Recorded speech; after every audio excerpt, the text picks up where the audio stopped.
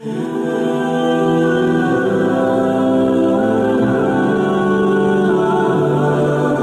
آج اگر ہم اپنے گھر میں بیٹھ کے، اپنی مسجد میں بیٹھ کے حضور کی صورت میں انعام خداوندی کا شکریہ ادا کرتے ہیں تو اللہ کی رحمتوں سے بعید نہیں کہ اللہ فرشتوں سے کہے دیکھو صدیاں بیت گئی، یہ آج بھی شکرانہ ادا کر رہے ہیں، اور یہ بات میری اور آپ کی بخشش کی ضمانت کرا پائے۔ تو حضور کی صورت میں جو انعام ہوا، حضرت حسان بن ثابت اکثر کہا کرتے تھے منّا علینا ربنا ام بعث فینا محمدا، ہمارے رب نے ہمارے اوپر احسان کر دیا ہے کہ محمد عربی عطا کر دی ہے۔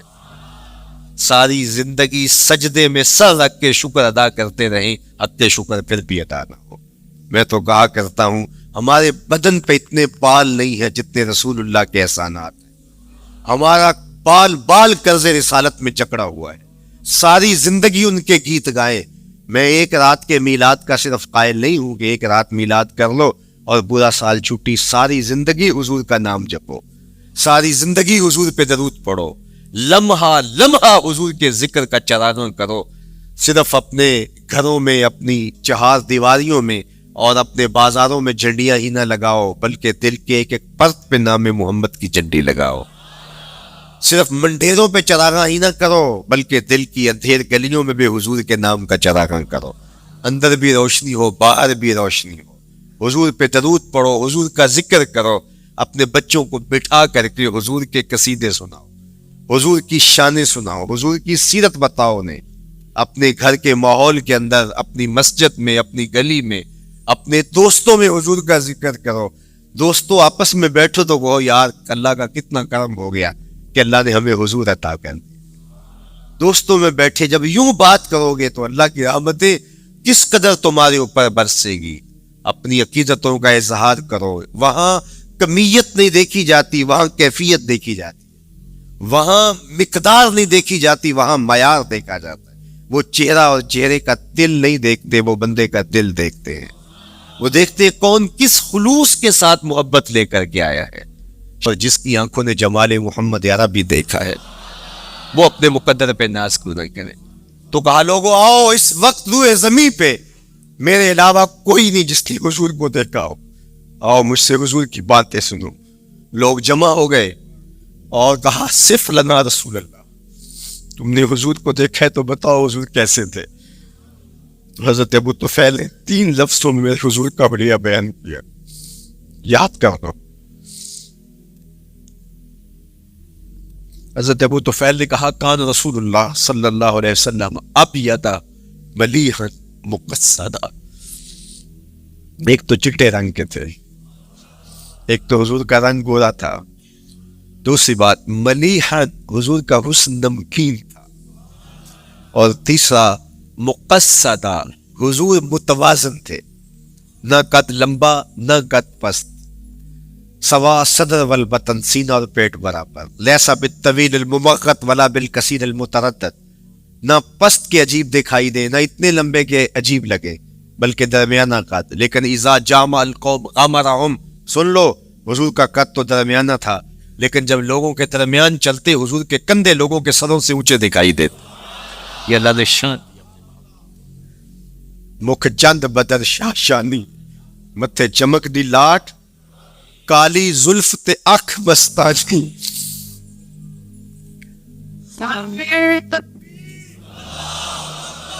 کالی زلف تے اکھ مستانی ہے، مخمور رکھی ہمت بھری ہے۔ میں آپ کو مدینے کی گلی میں لے جانا چاہتا تھا کہ حضور علیہ السلام کی جب آمد ہوئی تو اہل مدینہ نے کس طرح جلوس نکالا، وہ عقیدتوں کے کیا رنگ تھے، لیکن وقت سمٹ گیا۔ لیکن اتنا سن لو کہ جب حضور تشریف لائے تو جنوبی سمت سے حضور آئے تھے، جب انہوں نے دیکھا نا تو اچانک وداع کے پہاڑوں کی اوٹ سے حضور دکھائی دیے، تو سیاہ پہاڑ ہیں، تو ان سے جب حضور کا چمکتا ہوا چہرہ دکھا نا تو بے ساختہ انہوں نے کہا طلع البدر علینا، وہ دیکھو چاند چڑھ گیا ہے، طلع البدر علینا، وہ دیکھو چاند چڑھ گیا۔ یہ شاعری خود بخود ہوتی ہے، خود بخود ترتیب، ایک ہوتی ہے آورد، ایک ہوتی ہے آمد، یہ آمد ہے۔ طلع البدر، وہ دیکھو چاند چڑھ گیا۔ من ثنیات الوداع وجب الشکر علینا. مورخ اسلام حفیظ جالندری نقشہ کہتے جنوبی سمت سے اٹھا ایک نوری غبار آخر. جنوبی سمت سے اٹھا ایک نوری غبار آخر، سواد شہر میں داخل ہوا ناکا سوار آخر. زباں پر اشرق البدر علینا کی صدائیں تھی، دلوں میں ما دعا للہ دائی کی دعائیں تھی. نبوت کی سواری جس طرف سے ہو کے جاتی تھی، درود و نعت کے نغمات کی آواز آتی تھی. کہیں معصوم ننھی بچیاں تھی تف بجاتی تھی، رسول پاک کی جانب اشارے کر کے گاتی تھی اور کہتی کیا تھی؟ ہم ہیں بچیاں نجار کے عالی گھرانے کی، خوشی ہے آمنہ کے لال کے تشریف لانا. خوشی ہے آمنہ کے لال کے. عجیب رنگ بکھرے ہوئے تھے. حضور نے جب بچیوں کو دیکھا تو فرمایا تم مجھ سے محبت کرتی ہو؟ انہوں نے کہا ہم دل و جان سے آپ سے پیار کرتی. تو حضور نے فرمایا واللہ انا احبکن، اللہ کی قسم میں بھی تم سے پیار کرتا ہوں، میں بھی تم سے پیار کرتا ہوں. لوگ گھروں کو سجائے بیٹھے، ہلم الینا یا رسول اللہ الی العدد والعدۃ والمنع. حضور آ جاؤ نا، آ جاؤ، ہمارے پاس اسلحے بھی ہیں، کسی نے حملہ کیا توڑ کے رکھ دیں گے. ہمارے بڑے بڑے گھر ہیں، مہمان آئے سنبھال لیں گے، رک جاؤ نا ہمارے گھر. اب اتنے چاہنے والے ہوں تو کس کو پذیرائی دے. حضور اونٹنی کی مہار گردن پہ ڈالتے تو مت خلو سبیلہا ناقتی معمورۃ من اللہ، اس کی راہیں چھوڑ دو، یہ اللہ کے حکم کی پابند ہے.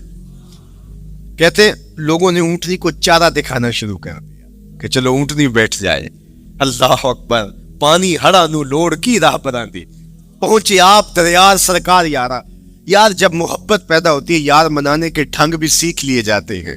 محبت بتا دیتی ہے محبوب کو کیسے منانا ہے. لیکن حضور فرماتے خلو سبیلا ناقتی معمور، راہیں چھوڑ دو، میری اونٹنی اللہ کے حکم کی پابند ہے، یہ سبز چاروں کے لالچ میں آنے والی نہیں ہے، چھوڑو چھوڑو اس کا راستہ. اللہ اکبر. جب بنو نجار کے محلے سے حضور گزرے، یہی بچیوں نے تالا البدر علینا پڑھا تھا اور یہی محلہ حضور کے ننیال کا محلہ تھا. انہوں نے جو لفظ کہے امام صالحی نے، اللہ ان کی قبر پہ کروڑوں رحمتیں نازل کر. سبل الہدا والرشاد میں نے کئی مرتبہ یہ مقام پڑھا ہے.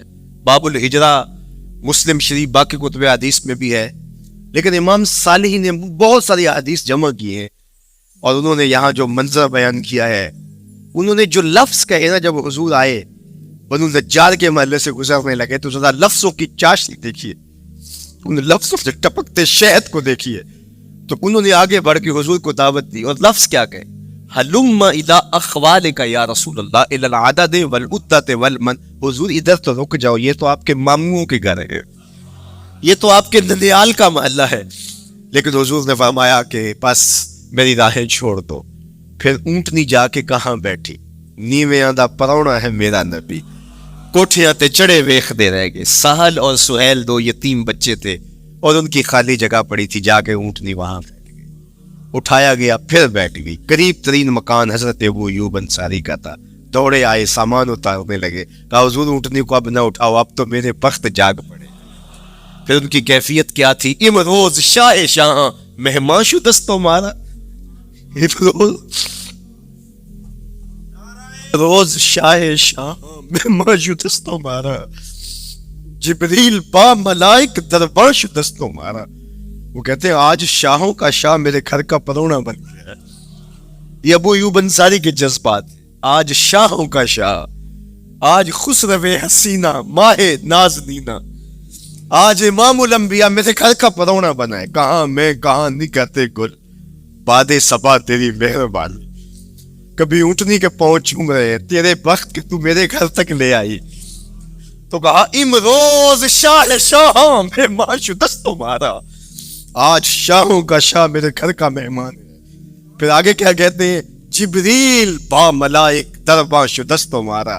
لوگوں جبریل کو دیکھو، آج میرے گھر کا پہرا دے رہا ہے، آج میرے گھر کا چوکی دار بنا ہوا ہے، کیونکہ میرے گھر میں حضور ٹھہرے ہوئے. تو کیا حضور کی آمد کا جلوس تھا یار. صحابہ نے جو حضور کے آمد کا جلوس نکالا، ہم تو وہ رنگ پیش نہیں کر سکتے، لیکن میں آپ کو کہوں گا درود پڑھتے ہوئے آج جلوس میں شامل ہوں، حضور کے ذکر سے سرشار ہو کے جلوس میں شامل ہوں، اور پورے نظم کے ساتھ اگر آپ کے جلوس میں کوئی کسی کی گاڑی گھس بھی آتی ہے، اس کو پیار دینا، اس کو راستہ دینا، اور اس کو حضور کی رحمت کا احساس ہو کہ یہ رحمت کو ماننے والے لوگ ہیں، اور حضور پہ درود پڑھتے رہنا، عقیدتوں کے رنگ میں رہنا۔ امید ہے کہ جس طرح حضور نے بچیوں سے کہا جو حضور کے جلوس میں شامل تھی کہ کیا تم مجھ سے محبت کرتی ہو، تو انہوں نے کہا جی ہم اسی لیے تو آپ کے قصیدے پڑھ رہی ہیں۔ تو حضور نے فرمایا واللہ میں بھی آپ سے محبت کرتا ہوں۔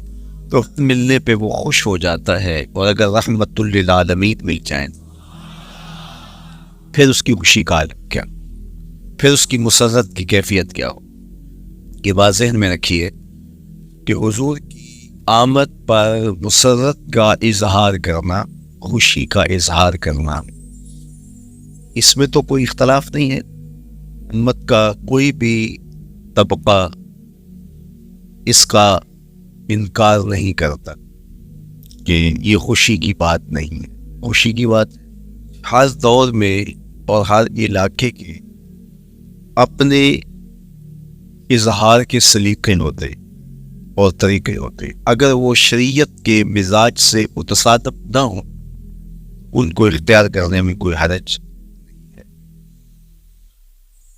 پھر مرور زمانہ کے ساتھ بدلتے ہوئے تقاضے ہوتے ہیں۔ کسی زمانے میں تلواروں کے ساتھ، تیروں کے ساتھ لڑائی ہوتی تھی اور وہ جہاد اسلامی قرار پاتا تھا۔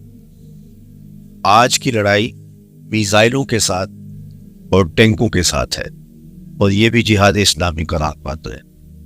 کوئی کہے کہ تیر و تفنگ کو چھوڑ کے، نیزہ و بالا کو چھوڑ کے، شمشیروں کو چھوڑ کے یہ میزائلوں پہ آ جانا، یہ ٹینکوں پہ اور یہ جدید آلات حرب پہ آ جانا، یہ دانش مندی نہیں ہے، یہ سنت سے انحراف ہے۔ تو میاں تو سنت کے مفہوم کو نہیں سمجھ۔ اس دور میں آلات حرب وہ تھے، بدلتے تقاضوں کے ساتھ آلات حرب یہ ہوئے، تو وہ بھی عین جہاد اسلامی تھا، یہ بھی عین جہاد اسلامی۔ اس طرح خوشی کے مختلف طریقے ہیں۔ کسی زمانے میں بالکل پرانے لوگ جانتے ہیں، جب کسی کے ہاں خوشی آتی تو وہ گڑ کی روڑیاں بانٹتا، جو پرانا طریقہ۔ پھر اس کے بعد پتاشے بانٹنا شروع ہو، پھر اس کے بعد وہ شکر پارے آ گئے، اس کے بعد پھر لڈو آ گئے، پھر موتی اور پھر نہ جاتے کیا کیا۔ لیکن روح ایک جو گڑ بانٹنے سے مسرت کا اظہار تھا، وہی آج جدید جو ہمارے پاس مٹھائی کی اقسام ہے ان کو بانٹنے سے بھی وہی مقصود۔ کسی زمانے میں کسی کے ہاں بیٹا ہوتا تو وہ گھر کے دروازے پہ پتے باندھ دیا کر، یہ اس دور کی جڑیاں تھیں، اظہار کے لیے کس گھر میں خوشی آئی ہے۔ تو آج کے دور میں تو ہمیں پتے پاتے ہوئے نہیں ملتے۔ آج گھروں کے اندر ولادت مبارک کے یا مختلف طرح کے غبارے لگا دی جاتی ہے یا چڑیاں لگا دی جاتی۔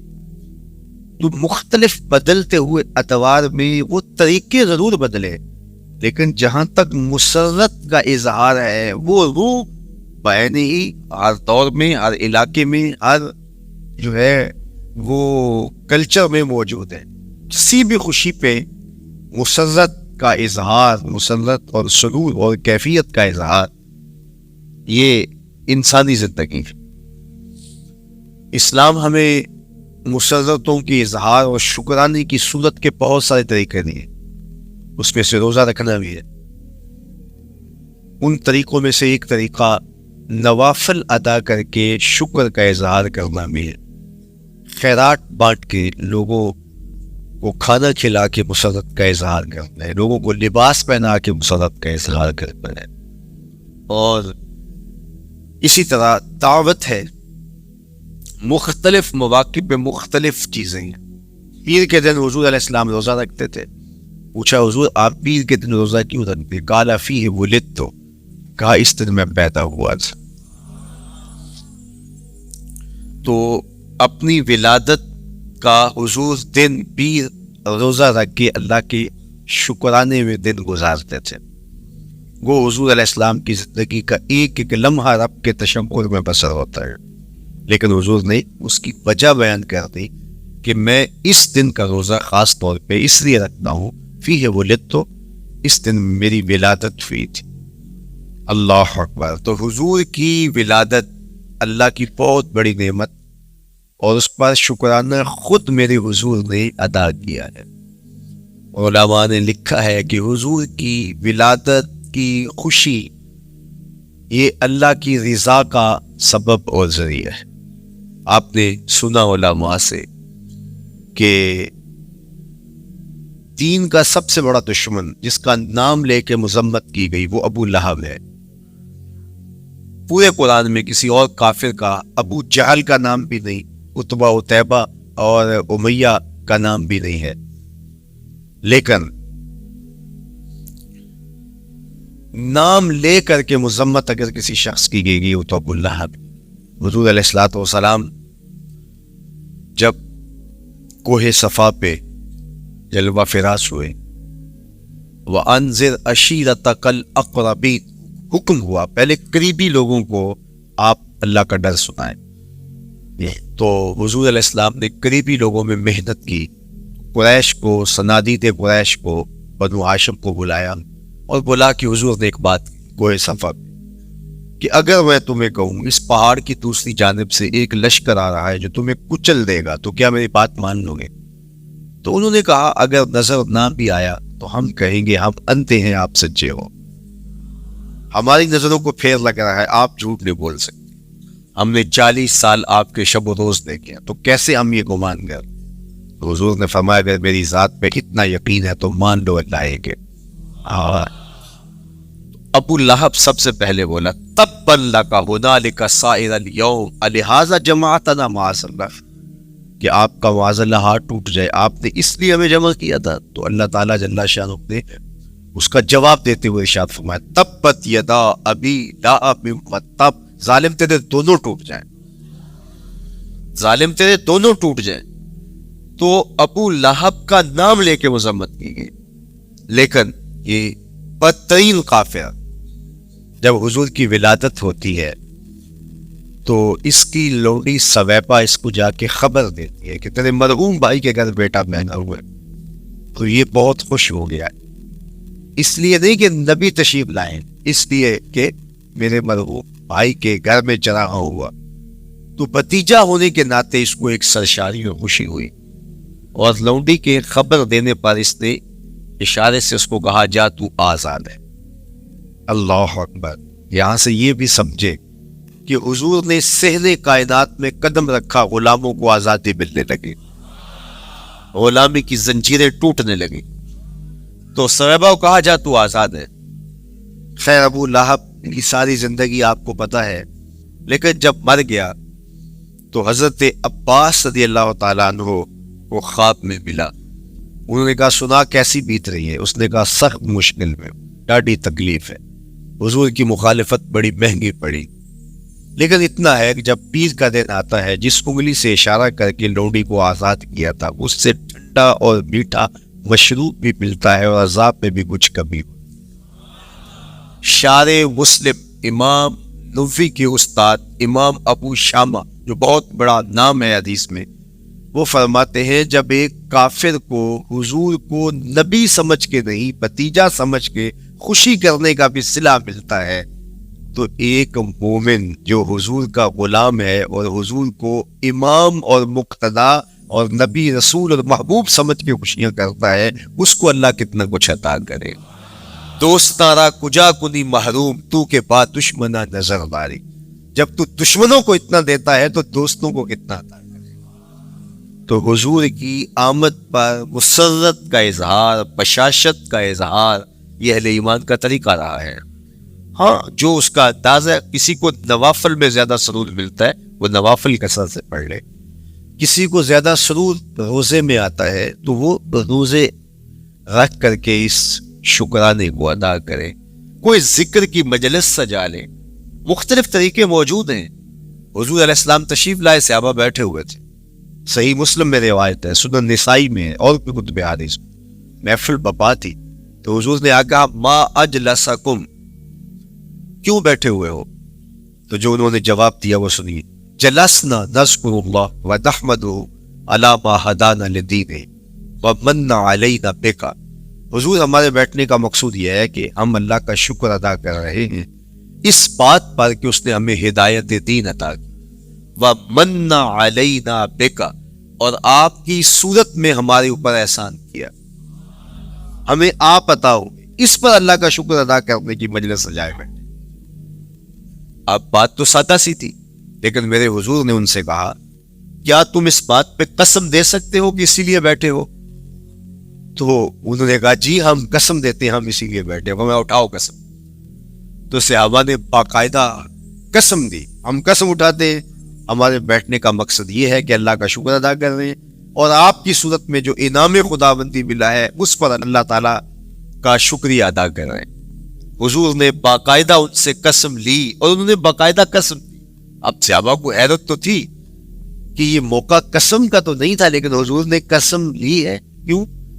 हैरत तो इस्तेजाब की कैफियत थी। हुजूर अलैहिस्सलाम ने फरमाया, सहाबा मैं तुमसे जो अभी कसम ली है ये किसी तोहमत की बुनियाद पर नहीं ली, यानी तुम्हारे कौल की सदाकत में मुझे कोई शक नहीं था कि मैंने कसम से तस्दीक की, बल्कि इसका सबब और था। बाज़ औक़ात कसम इसलिए की जाती है कि किसी मुतरद्दिद ज़हन को मुतमईन करना होता है, और बाज़ औक़ात कसम वाक़या की अहमियत को बढ़ाने के लिए की जाती है। कोई बंदा कह रहा है कि जनाब फलां साहिब आ रहे हैं, हमारे घर में मेहमान आ रहे हैं, तो घर के अच्छा कहता, हाँ कसम अल्लाह की, तो इसका ये मतलब नहीं कि उसके शक होता है, उसकी खुशी और उसकी मुसर्रत के इजहार को बढ़ाने के लिए वो कहता है कि हमारे घर के अंदर आज फलां आ रहा है, वो कहता अच्छा कहता, हाँ हाँ कसम अल्लाह की वो आ रहा है। तो ये मुतरद्दिद का शक दूर करने के लिए कसम नहीं है, ये बल्कि उसकी खुशी और सरशारी को पुख्ता करने के लिए है।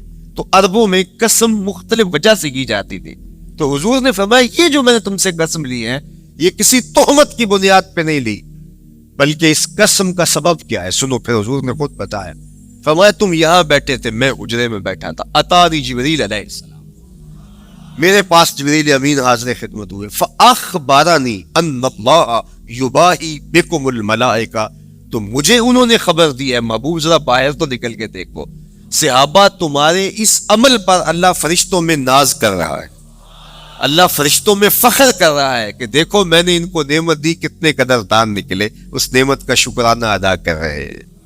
और आज अगर हम अपने घर में बैठ के, अपनी मस्जिद में बैठ के हुजूर की सूरत में इनाम खुदाबंदी का शुक्रिया अदा करते हैं, तो अल्लाह की रहमतों से बाईद नहीं कि अल्लाह फरिश्तों से कहे देखो सदियां बीत गई, ये आज भी शुक्राना अदा कर रहे हैं, और ये बात मेरी और आपकी बख्शिश की जमानत करार पाए।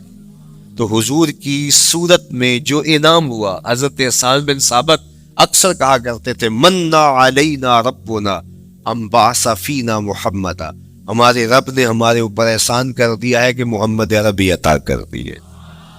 सारी जिंदगी सजदे में सर रख के शुक्र अदा करते रहे, हत्ते शुक्र फिर भी अदा ना हो। मैं तो कहा करता हूं हमारे बदन पे इतने बाल नहीं है जितने रसूलुल्लाह के एहसानात हैं। हमारा बाल बाल कर्ज़े रिसालत में चकड़ा हुआ है, सारी जिंदगी उनके गीत गाए। मैं एक रात के मीलाद का सिर्फ कायल नहीं हूं कि एक रात मीलाद कर लो और पूरा साल छुट्टी, सारी जिंदगी हुजूर का नाम जपो, सारी जिंदगी हुजूर पे दरूद पढ़ो, लम्हा लम्हा हुजूर के जिक्र का चरागान करो।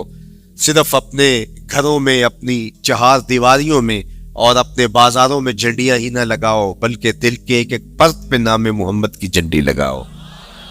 सिर्फ मंडेरों पे चरागा ही ना करो, बल्कि दिल की अंधेर गलियों में भी हुजूर के नाम का चरागा करो। अंदर भी रोशनी हो, बाहर भी रोशनी हो, हुजूर पे दरूद पढ़ो, हुजूर का जिक्र करो। अपने बच्चों को बिठा करके हुजूर के कसीदे सुनाओ, हुजूर की शानें सुनाओ, हुजूर की सीरत बताओ उन्हें। अपने घर के माहौल के अंदर, अपनी मस्जिद में, अपनी गली में, अपने दोस्तों में हुजूर का जिक्र करो। दोस्तों आपस में बैठो तो कहो यार अल्लाह का कितना करम हो गया कि अल्लाह ने हमें हुजूर अता कर दिया। दोस्तों में बैठे जब यूं बात करोगे तो अल्लाह की रहमतें किस कदर तुम्हारे ऊपर बरसेगी। अपनी अकीदतों का इजहार करो, वहां कमियत नहीं देखी जाती, वहां कैफियत देखी जाती, वहां मिकदार नहीं देखी जाती, वहां मयार देखा जाता है। वो चेहरा और चेहरे का दिल नहीं देखते, वो बंदे का दिल देखते हैं। वो देखते कौन किस खुलूस के साथ मोहब्बत लेकर के आया है। शाह वलीउल्लाह मुहद्दिस देहलवी بہت بڑا نام ہے، تمام مکاتیب فکر کے نزدیک معتبر نام ہے۔ شاہ ولی اللہ محدث دہلوی فرماتے ہیں میرے والد شاہ عبد الرحیم محدث دہلوی ہر سال حضور کا میلاد کرتے تھے اور اپنی استطاعت کے مطابق لوگوں میں آنے والوں میں کچھ کھانا بھی تقسیم کرتے ہیں۔ ایک سال حالات اتنے پتلے تھے کہ ان کو میسر نہ تھا کہ لوگوں کو بھرپور کھانا کھلا سکے، لیکن کہا چلو ناغا نہ ہو، ایک تسلسل ہے جاری رہے، تو انہوں نے چنے بانٹ دیے بعد، لیکن دل میں تشویش تھی کہ اس مرتبہ من کی منشا پوری نہیں ہوئی، تو اسی حالت میں سو گئے، سوئے تو مقدر جاگا، حضور کا دیدار نصیب ہوا، اور جس نے حضور کو خواب میں دیکھا اس نے حضور کو ہی دیکھا۔ من رآنی فی المنام فقط رآنی، فرمایا جس نے مجھے خواب میں دیکھا اس نے مجھے ہی دیکھا۔ فإن الشیطان لا یتمثل بی، شیطان میری مثل ہو ہی نہیں سکتا، خواب میں آ کر بھی حضور کی مثل ہونے کا دعویٰ نہیں کر سکتا، جس نے مجھے دیکھا اس نے مجھے ہی دیکھا۔ اور دوسری بات، حضور جس کے خواب میں آئے قصد، ارادے اور مرضی سے آئے۔ تیسری بات، حضور علیہ الصلوۃ والسلام نے خواب میں کسی کو کچھ عطا کیا تو وہ حقیقت میں عطا کیا۔ ویسے میں خواب میں کسی سے کچھ لیتا ہوں، آپ خواب میں کسی سے کچھ لیتے ہیں یا کسی کو کچھ دیتے ہیں تو وہ محض خواب ہوتا ہے۔ آپ نے کسی سے قرض لینا ہو تو وہ خواب میں آ کے ادا کرتے، تو صبح اٹھ کے کھاتے سے نام کاٹ دیں گے، آپ کہیں گے خواب میں ادا کیا۔ بھوک میں تڑپتے سو گئے، رات عالی نسب ہوٹل سے کھانا کھاتے رہے، صبح بھوک محسوس کریں گے یا نہیں؟ خواب میں کھایا ہے نا۔ وہ کیا کسی نے کہا 100 بار میرے ہاتھوں میں تیرا دامن آیا، جب آنکھ کھلی تو اپنا ہی گرے پان تھا۔ کچھ نہیں ہوتا، خواب محض خواب ہوتا ہے، لیکن اگر حضور کسی کو خواب میں کچھ عطا کرے، امام بوصیری سے پوچھو، رات چادر ملتی ہے، صبح اٹھتے ہیں کندھوں پہ موجود ہوتی ہے۔ حضور عطا کرتے ہیں تو حقیقت میں عطا کرتے ہیں۔ امام سخاوی نے القول البدیع میں لکھا ہے، ایک شخص حضور کے روضے پہ کھڑا ہے اور کیا کہتا ہے، آنا ضیف ہوگا، میں آپ کا مہمان، اور آپ کے ہوتے ہوئے کسی اور در پہ تو نہیں جانا۔ آقا جی میں تیرا ہو کے خیر منگا در درتا، مریل کتا کیوں اخواواں ایڈے بختاں ورتا، جب میں تیری چوکھٹ پہ ہوں تو کسی اور سے کیوں مانگوں؟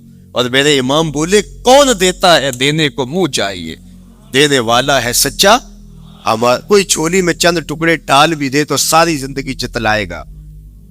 اللہ اکبر۔ عارف عبد المتین نے تو قلم توڑ دیا نا۔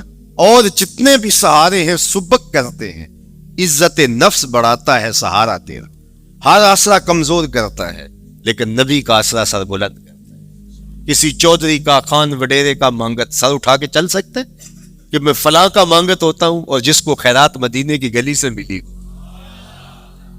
اسی لیے میرے امام نے مشورہ دیا، ٹھوکریں کھاتے پھرو گے ان کے در پہ پڑ رہو، قافلہ تو اے رضا اول گیا آخر گیا۔ وہ کھڑا ہی حضور کے روضے پہ کیا کہتا ہے، آنا ضیف ہوگا، میں آپ کا مہمان، اور آپ کے ہوتے کسی اور در پہ جاؤں؟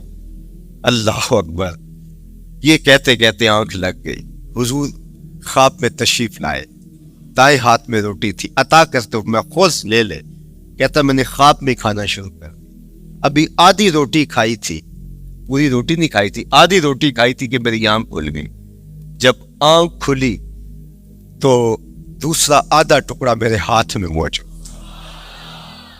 وہ دیتے ہیں تو حقیقت میں نہیں۔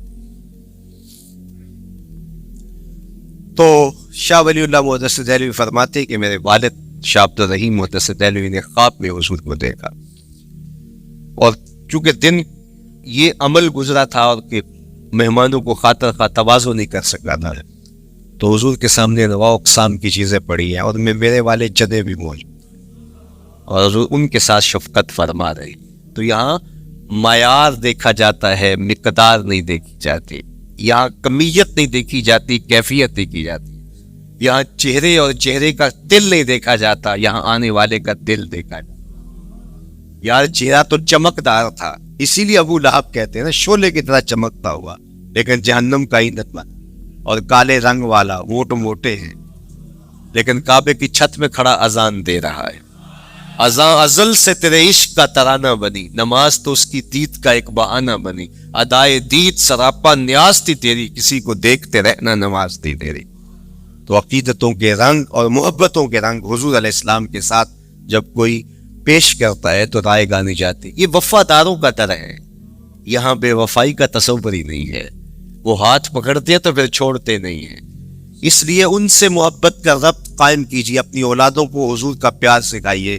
اپنے گھروں میں میلاد کیجیے. لازم نہیں ہے کسی عالم دین کو بلاؤ. آپ اپنے گھروں میں حضور علیہ السلام پر درود پڑھیے گا, بچوں کو بٹھائیے گا اور حضور کی سیرت کا کوئی واقعہ ان کو سنائیے گا. صحابہ اپنے بچوں کو بٹھا کر کے حضور کی سیرت بتایا کرتے تھے, حضور کا نقشہ بتایا کرتے تھے, حضور کے شمائل ذکر کیا کرتے تھے. اور کوئی صحابی ملتا تو تابعین جمع ہو جایا کرتے تھے اور اسے پوچھتے تھے اچھا بتاؤ حضور کی صورت کیسی تھی, زلفیں کیسی تھی. یہی میلاد ہے نا. میلاد میں حضور کے فضائل کا ذکر ہوتا ہے, شمائل کا ذکر ہوتا ہے, خصائل کا ذکر ہوتا ہے. اور موسم حج کا ہے. ایک اونچے ٹیلے پہ حضرت سیدنا ابو طفیل چڑھ گئے. یہ آخری صحابی ہیں, اس کے بعد کوئی صحابی نہیں. آخر میں سب سے آخر میں فوت ہوئے 110 ہجری میں. حضور کے وصال کے 100 سال بعد تک زندہ رہے. اونچے ٹیلے پہ چڑھ گئے اور لوگوں کو کہا لوگوں آؤ, اس وقت روئے زمین پہ میرے علاوہ کوئی نہیں جس نے حضور کو دیکھا. بس انہی آنکھوں نے حضور کو دیکھا ہے. کیا ناز ہے. میرے ایک استاد ہوتے تھے سر محمد علی حاشر, اللہ کی قبر پہ رحمت نازل کریں. تو وہ بڑے بڑے مشاہیر اہل سخن سے ملے تھے تو وہ بات کرتے تھے. میں مولانا ظفر علی خان کا مصاحب رہا ہوں, میں نے اقبال کو دیکھا ہے. داغ دہلوی نے اپنے شاگردوں سے کہا تھا آنے والی صدیاں تم پہ ناز کریں گی اے لوگو, تم نے داغ کو دیکھا, تم نے داغ سے باتیں کی. یار جس نے داغ دہلوی کو دیکھا ہے وہ تو ناز کریں, جس نے اقبال کو دیکھا ہے وہ تو فخر کریں, جو مشاہیر اہل سخن کے پاس بیٹھتا رہا ہے وہ تو فخر کریں, اور جس کی آنکھوں نے جمال محمد عربی دیکھا ہے وہ اپنے مقدر پہ ناز کریں. تو کہا لوگوں آؤ, اس وقت روئے زمین پہ میرے علاوہ کوئی نہیں جس نے حضور کو دیکھا ہو. آؤ مجھ سے حضور کی باتیں سنو. لوگ جمع ہو گئے اور کہا صف لنا رسول اللہ, تم نے حضور کو دیکھا ہے تو بتاؤ حضور کیسے تھے. حضرت ابو طفیل نے 3 لفظوں میں حضور کا بڑھیا بیان کیا, یاد کر دو. حضرت ابو طفیل نے کہا کان رسول اللہ صلی اللہ علیہ وسلم ابیض ملیحا مقصدا. ایک تو چٹے رنگ کے تھے, ایک تو حضور کا رنگ گورا تھا. دوسری بات ملیحا, حضور کا حسن نمکین تھا. اور تیسرا مقصدا, حضور متوازن تھے, نہ قد لمبا نہ قد پست, سوا صدر والبطن, سینہ اور پیٹ برابر. لیسا بالطویل الممغط ولا بالکثیر المتردد, نہ پست کے عجیب دکھائی دے نہ اتنے لمبے کے عجیب لگے بلکہ درمیانہ قد. لیکن اذا جامع القوم غمرهم, سن لو حضور کا قد تو درمیانہ تھا, لیکن جب لوگوں کے درمیان چلتے حضور کے کندھے لوگوں کے سروں سے اونچے دکھائی دیتے. یہ اللہ نے شان, مکھ چند بدر شانی, متھے چمک دی لاٹ, کالی زلف تے اکھ بستاج کی.